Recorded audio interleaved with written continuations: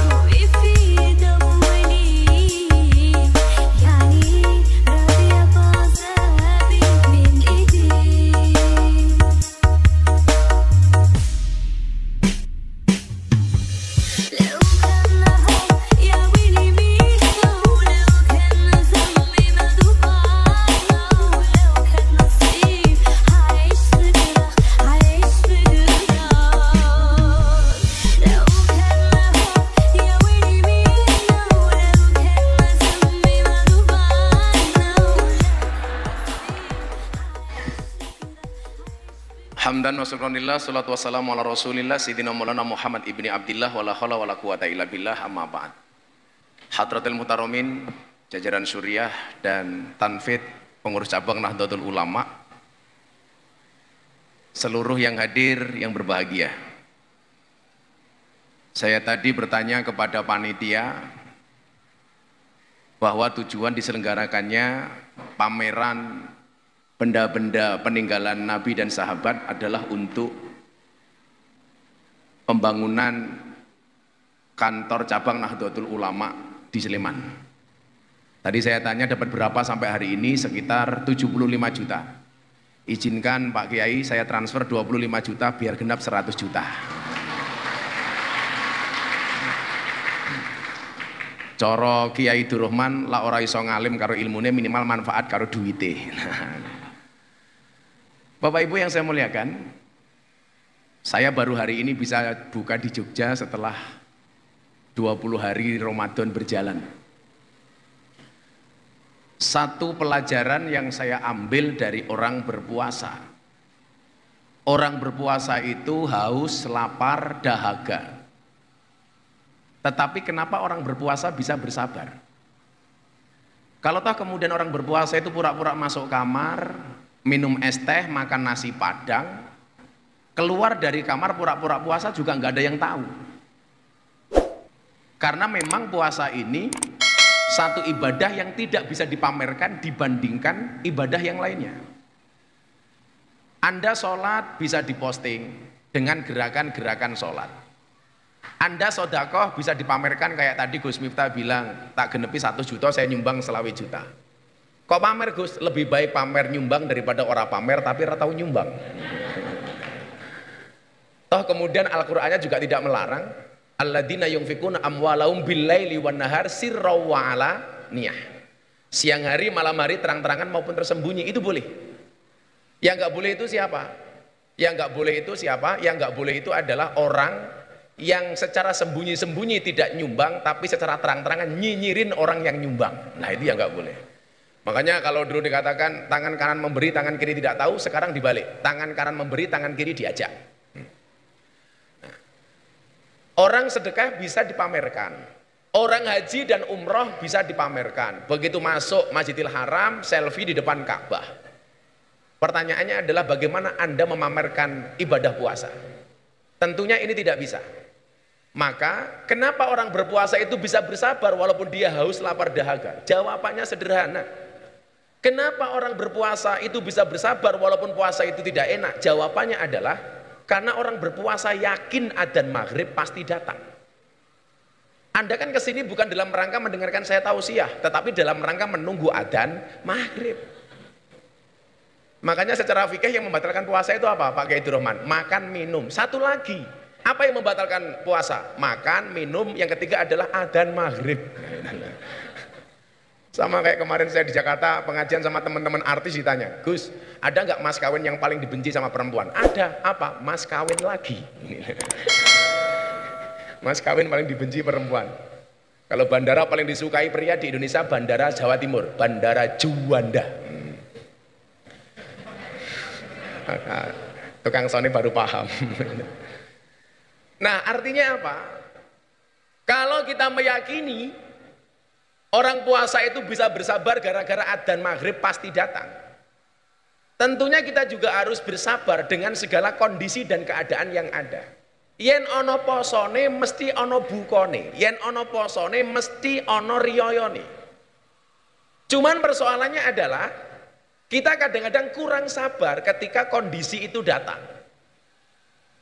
Ketika kemudian untuk meraih sebuah kemenangan kesuksesan, kadang-kadang kita diuji dengan berbagai macam cobaan. Maka kalau saya bilang sama adik-adik santri begini, kalau kamu melihat orang sukses, jangan hanya melihat kesuksesannya, tapi proses untuk mendapatkan kesuksesan.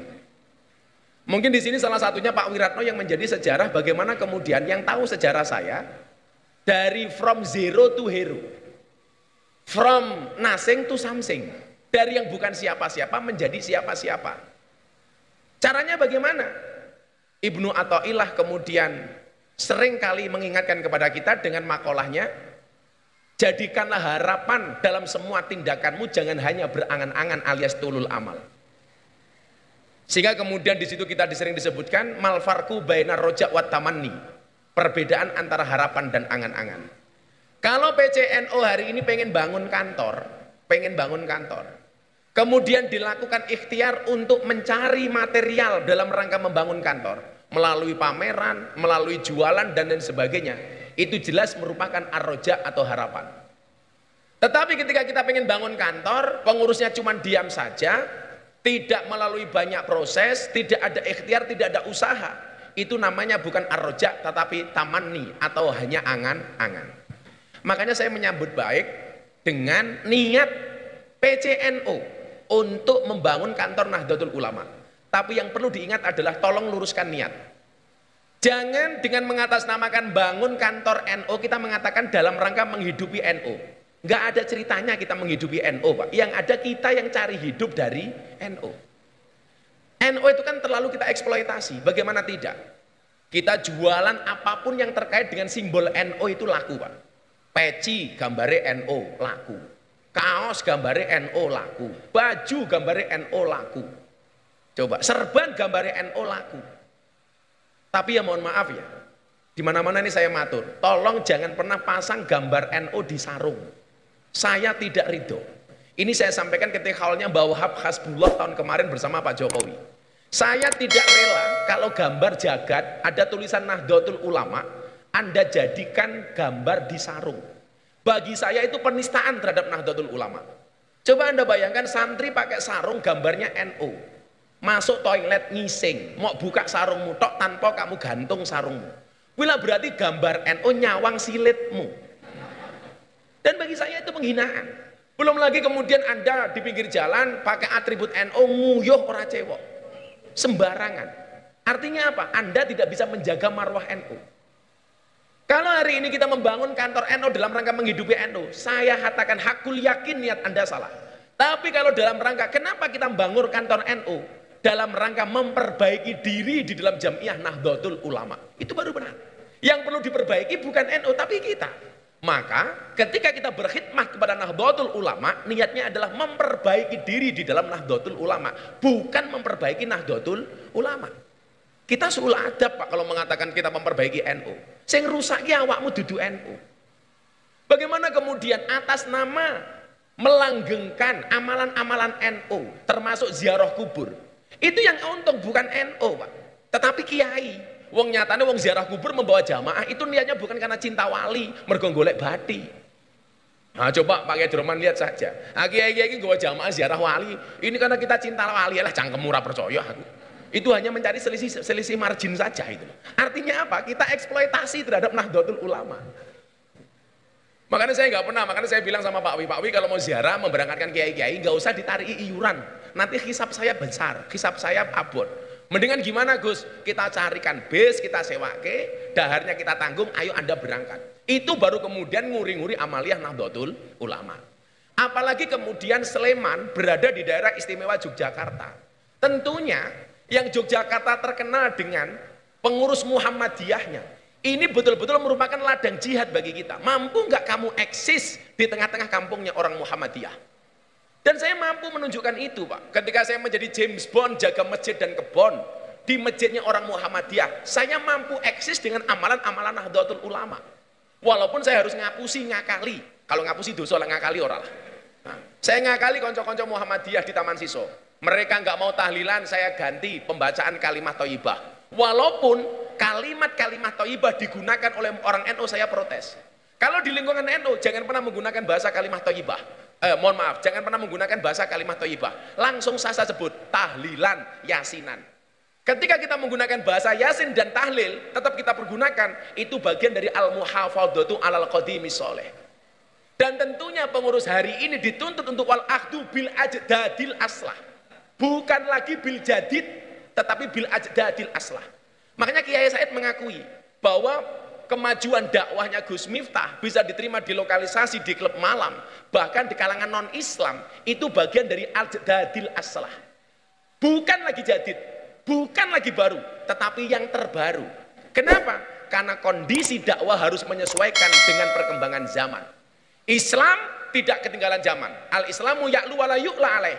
Tetapi yang selalu ketinggalan adalah orang-orang Islam. Maka saya mengapresiasi NU di Jogja yang berani menghalalkan kripto. Di saat banyak orang di luar sana mengharamkan kripto. Dan insya Allah untuk perjuangan saya kepada Nahdlatul Ulama, saya besok bulan Mei akan launching namanya MPC, merah putih koin. Itu bagian dari kripto.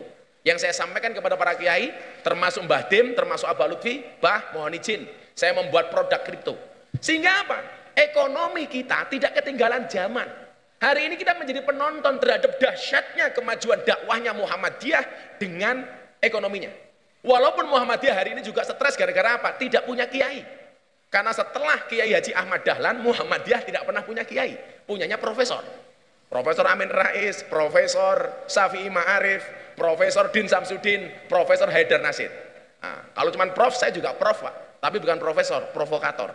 Maka saya menyambut baik, insya Allah Pak, kalau saya ada rezeki, transfer hari ini tidak yang terakhir, insya Allah secara berkesinambungan bisa membangun pembangunan kantor pengurus cabang Nahdlatul Ulama. Amin Allahumma amin.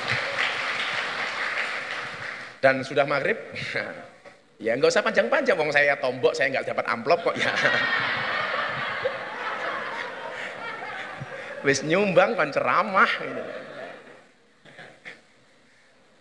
Mungkin itu. Maka Bapak Ibu yang saya muliakan, mudah-mudahan kita doakan bersama-sama kantor cabang Nahdlatul Ulama Sleman segera terwujud. Amin. Malu sebenarnya kalau saya di mana-mana di Riau, di Kalimantan meresmikan kantor pengurus cabang, sementara tempat tinggal saya Sleman belum ada kantornya. Saya terima kasih kepada pengurus Tanfid dan Suriah, mudah-mudahan doa kita diijabah oleh Allah Subhanahu wa taala sehingga wujud kantor cabang Nahdlatul Ulama Sleman. Amin Allahumma amin. Mungkin seperti itu, terima kasih Mbak MC. Tetap berbukalah dengan yang setia. Kenapa? Karena yang manis kadang-kadang pendusta. Nah, ya ini yang hadir banyak-banyak santri ini, ya, santai. Ini ngabuburit. Mudah-mudahan benar-benar sesuai dengan acaranya, ngabuburit, ngajak buru-buru merit. Terima kasih. Tetaplah berbuka puasa dengan yang menyehatkan. Kenapa? Karena yang manis kadang-kadang justru menyakitkan. Terima kasih. Assalamualaikum warahmatullahi wabarakatuh.